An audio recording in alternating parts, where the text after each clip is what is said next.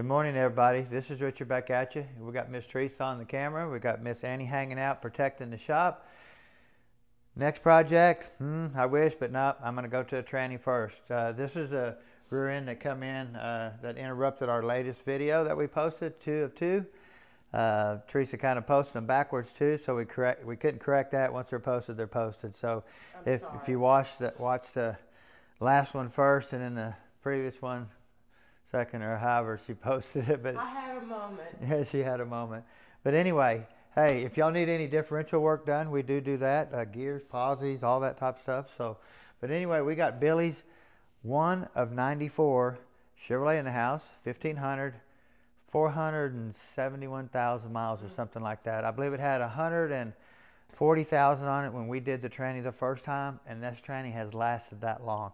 He serviced it, he takes care of it, and boy, does he put the miles on this truck. I mean, he doesn't sleep. He's a professional windshield installer here in Amarillo. Does a lot of different things, semis, motorhomes, you name it, he does it. But he's up in the morning and he's still working at night. So let's get this scan. Now this is a GM1 connector. It's an older style computer system instead of your OBD2 that we normally been doing. You guys have been watching and seeing. It's got a little bit different connector. Kind of show you here. This is our OBD2 scanner. It's got this weird connector here, and then our GM1 connector has this one here. Plus the GM1 has to have a power cord that goes to your battery, where this one here doesn't. I don't think this scanner, we can hook it up to the early. It limits, it stops somewhere down the line. This one here, you just plug it in the same way, plug it into the scanner or to your connector, and then we're going to come over here and hook the power up to it real quick. Well, if he's saying this was good, tell him that I was still sick.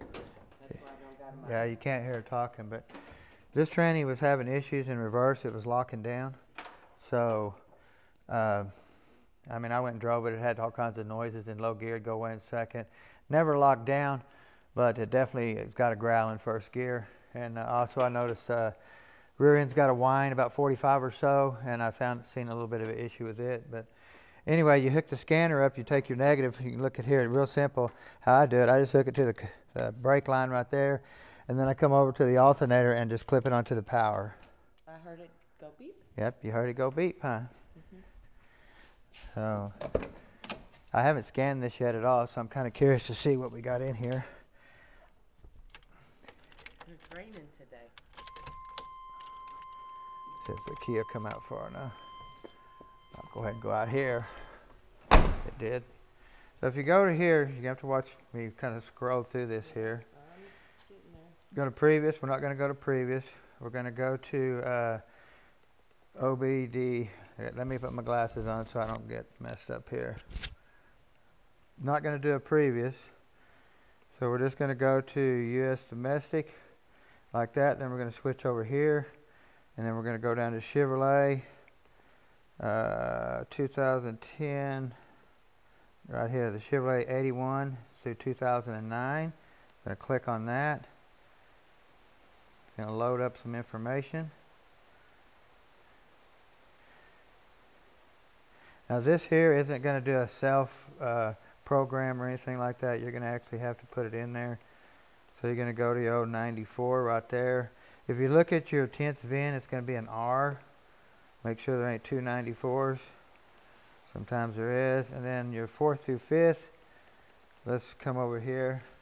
What we're doing, we're going to come over and look at the VIN.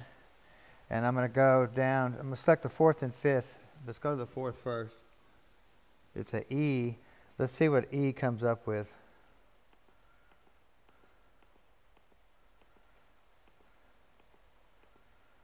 So C, 5th was a C. Let's go to C and let's see what it comes up with. It said rear wheel drive. So let's go to the 8th VIN. See, it says 8th. I'm going to count it down. 1, 2, 3, 4, 5, 6, 7, 8, which is going to be a K. Let's see if that comes up. K right there, 5.7 V8. Kind of hard to see. The light is kind of messing up with. here. Yeah, I'm sorry. it's shining on it. Okay.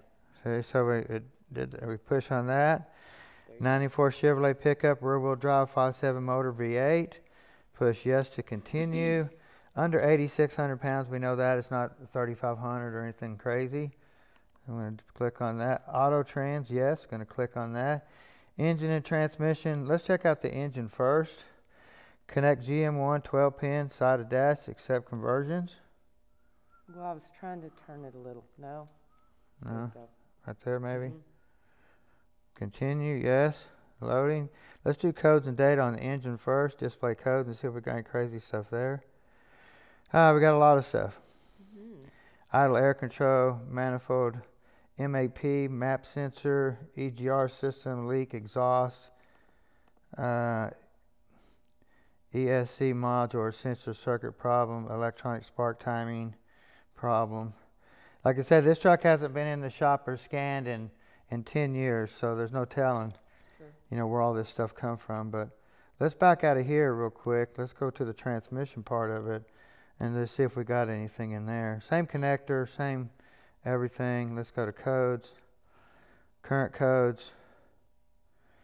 Nope, just that module is sensor circuit problem, ESC.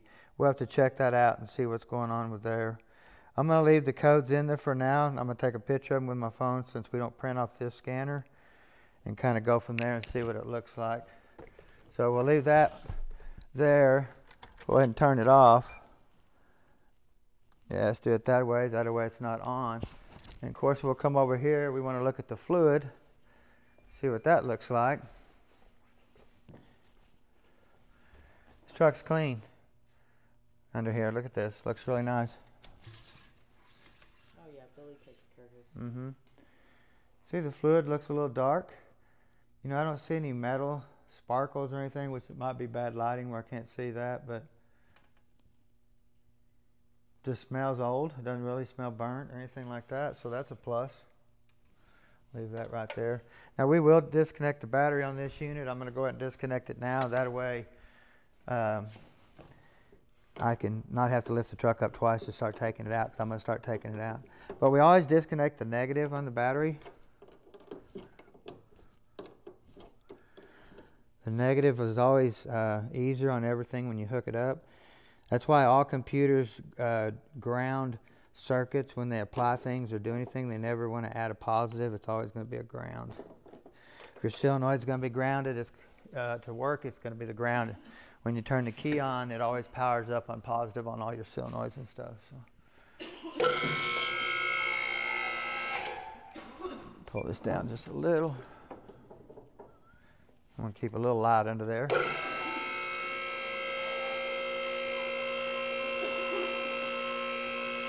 Miss Teresa went to the doctor. It's been 2 weeks. She's still got that old crazy cough.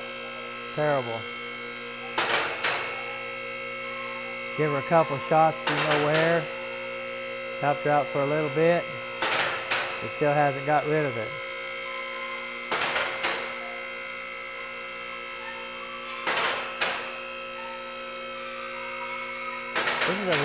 This truck drives really nice.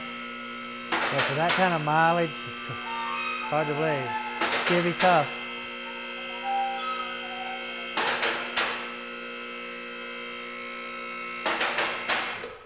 Okay, we got our lift up. You heard all the locks hit, so we know it's safer to get under here.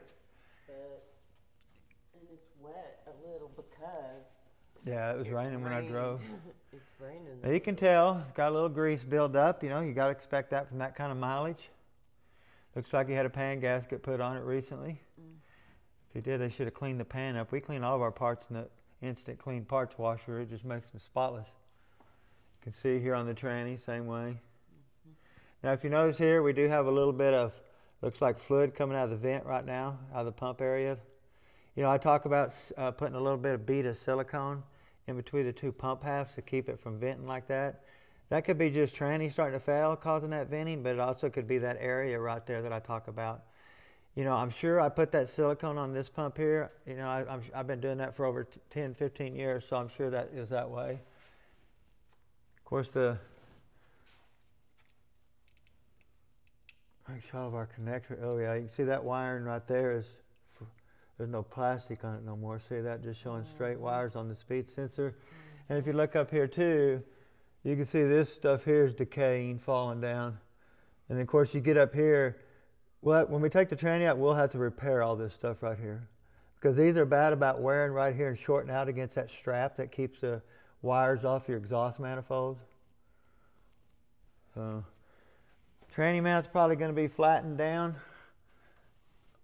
a little bit. Actually, it looks broken, so we'll show that in our next video. But there's not much room right in here to get the pan out. You always got to jack them up to even do a service on it. Sometimes take the cross member out. Got a nice new U-joint there.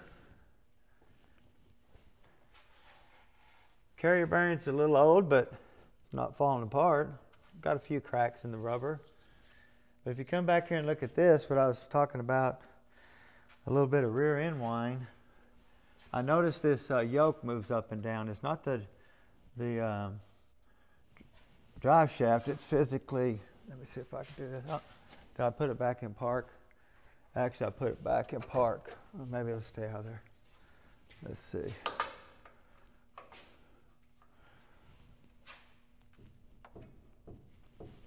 You hear that? Can you get closer? I'm just going to let them hear it.